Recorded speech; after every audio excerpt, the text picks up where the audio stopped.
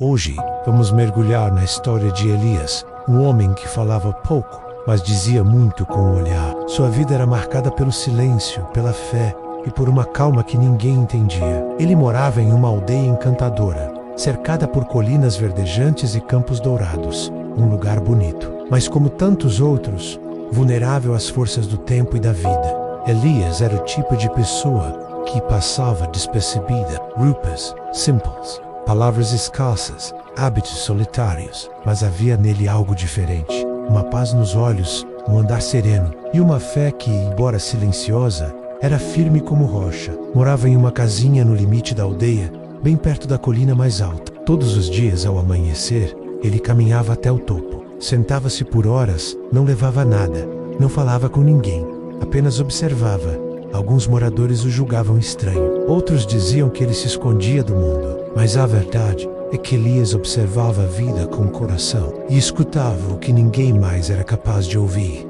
o eco silencioso de Deus. Até que um dia, Sica chegou. Os ventos mudaram, as chuvas cessaram e o verde das colinas foi substituído por tons de desespero. Os rios secaram, os animais começaram a morrer e o alimento escasseou. A aldeia, antes cheia de vida, mergulhou em um silêncio sufocante. As pessoas começaram a rezar, a implorar, a questionar por que Deus nos abandonou, mas as respostas não vinham e o desespero crescia. Elias, como sempre, não disse nada, apenas observava. No entanto, no dia seguinte, a pior noite de fome da aldeia, ele desceu a colina mais cedo do que de costume, com um pedaço de pão seco na mochila e o olhar determinado. Partiu sem dizer uma única palavra. Ninguém soube para onde ele foi. Passaram-se dias. Enquanto os moradores aguardavam ajuda, Elias caminhava por trilhas esquecidas, enfrentando o calor, o cansaço e a sede. Dormia ao relento, bebia do orvalho das folhas e andava com os pés feridos. Tudo para encontrar uma esperança escondida. E então, encontrou. Uma caverna entre duas pedras gigantes guardava uma nascente secreta. Água limpa, abundante, viva. Um presente da terra. O.E.D. Elias não comemorou, apenas encheu baldes improvisados, marcou o caminho com galhos secos e voltou correndo para avisar a aldeia. Foi recebido com surpresa, com lágrimas, com gratidão. Aquela água salvou vidas. As plantações começaram a brotar novamente, mesmo que timidamente. Os idosos voltaram a sorrir. As mães alimentaram seus filhos e a aldeia respirou aliviada. Elias, no entanto, recusou todo tipo de honra. Voltou à sua rotina de sempre. O silêncio, a colina, os olhos no horizonte. Mas ele sabia, aquilo não era o fim. A próxima tempestade sempre chega. E ela chegou. Poucos meses depois, veio a chuva. Mas não a chuva esperada. Uma tempestade destruidora, violenta, imprevisível. Os ventos derrubaram casas. A água invadiu plantações. As estradas sumiram. O que antes era poeira virou lama. Desta vez, o problema não era a seca, era o excesso. E a fé, mais uma vez, foi colocada à prova. Muitos moradores entraram em desespero. Alguns gritaram com o céu, outros se calaram e se afastaram de Deus. E Elias desceu a colina, andou entre os escombros, não falou nada. Apenas reconstruiu tetos com as próprias mãos, levantou paredes com barro e madeira. Abraçou os que choravam, escutou os que não tinham mais forças nem para falar.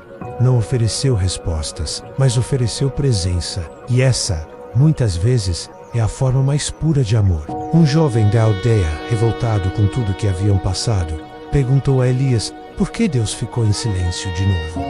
E Elias, olhando firme nos olhos do rapaz, respondeu com uma calma que desarmava qualquer resistência. O silêncio de Deus não é abandono, é espaço para que nossa fé se expanda. Mesmo sem entender, aquelas palavras se espalharam, viraram sussurros entre as casas reconstruídas, e dos sussurros viraram força, e de força, esperança.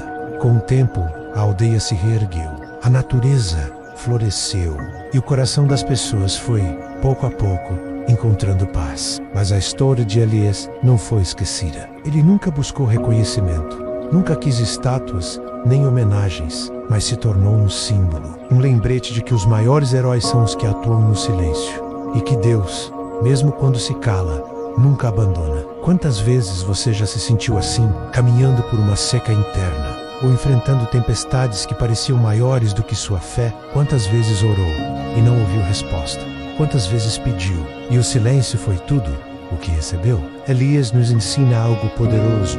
O silêncio de Deus não é castigo, é convite. Convite para ir mais fundo, para acreditar, mesmo sem ver, para amar, mesmo sem receber, para continuar, mesmo cansado. Há pessoas como Elias entre nós. Talvez você seja uma delas. E se for, saiba que mesmo que ninguém te aplauda, Deus te vê. Mesmo que ninguém compreenda a sua luta, Deus caminha com você. E mesmo quando tudo parecer escuro, talvez você seja a luz que o mundo precisa. Se essa história tocou o seu coração, se você já caminhou em silêncio como Elias, sentindo que ninguém via a sua luta, deixe um comentário. Me conte, em que parte da sua vida Deus pareceu estar em silêncio? Talvez a sua partilha ajude alguém que hoje se sente sozinho. Aqui no Sopro Final, cada história é uma ponte, cada palavra, um sussurro que cura. E se você sente que esse vídeo pode tocar mais alguém, compartilhe. Vamos espalhar calma em um mundo que grita tanto.